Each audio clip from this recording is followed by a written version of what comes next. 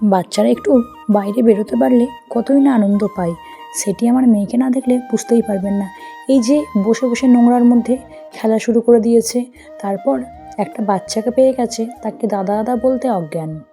তবে ওই বাচ্চাটিও ছিল খুব মিশুকে, সে আমার মেয়েকে চেনে না, তারপরেও কিন্তু বুনি বুনি করে সে বারে বারে ছুটে আসছিল।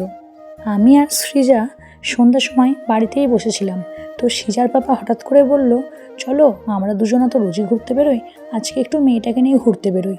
তো আমি বললাম কোথায় আর যাব, যেহেতু আমার বাড়ির পাশে চারিদিকে এতই শপিং মল আছে, তাহলে শপিং মলই ঘুরে আসা যাক। তেমন কোনো বিশেষ দরকার ছিল না, ভাবলাম শুধু মেয়েটাকে নিয়ে একটু ঘুরেই আসি। তবে সে কি আর বললে হয়, মেয়েদের মন, শপিং মলে যাবে কিছু কিনবে না, তাই কি কখনো হয়? আমরা দুজনা রোজই বেরোই, রোজই কেনাকাটা করি, ওই জন্য আমি কথা দিয়েই গিয়েছিলাম যে আজকে আর কিছু কিনবো না, কিন্তু সে কথা কি আর রাখা সম্ভব হয়?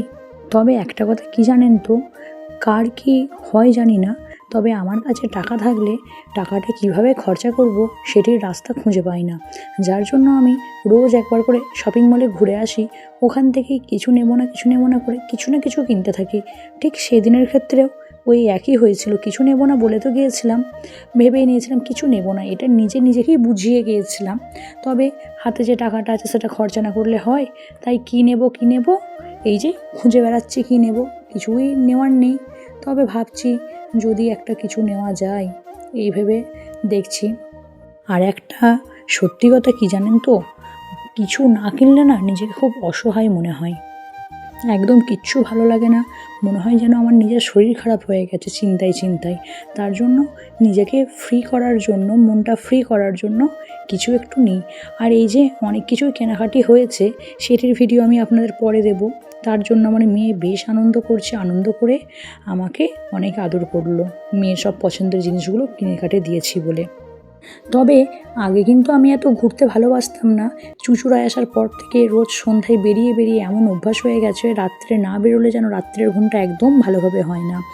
ওই জন্য মেয়েকেও নিয়ে একটু টুকটাক বেরোচ্ছে কটা দিন, মেয়েকে নিয়ে আগে বেরোতাম না, তবে মেয়েকে নিয়ে একটু বেরোনো দরকার বলে মেয়েকে নিয়েও বেরোচ্ছি।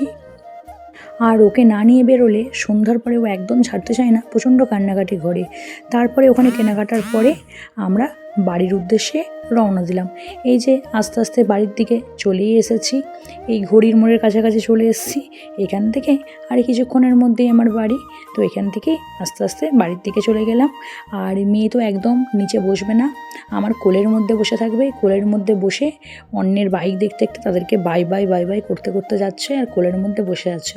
আর একটা কথা কি জানেন তো, আমার মেয়ে না প্রচণ্ড চুড়ি পরতে ভালোবাসে, এই যে সুন্দর করে সেজে গুজে চলে গেছে, চুড়িগুলো ও নিজেই পছন্দ করে এনেছিল, আর আমি শুধুমাত্র পরিয়ে দিয়েছিলাম।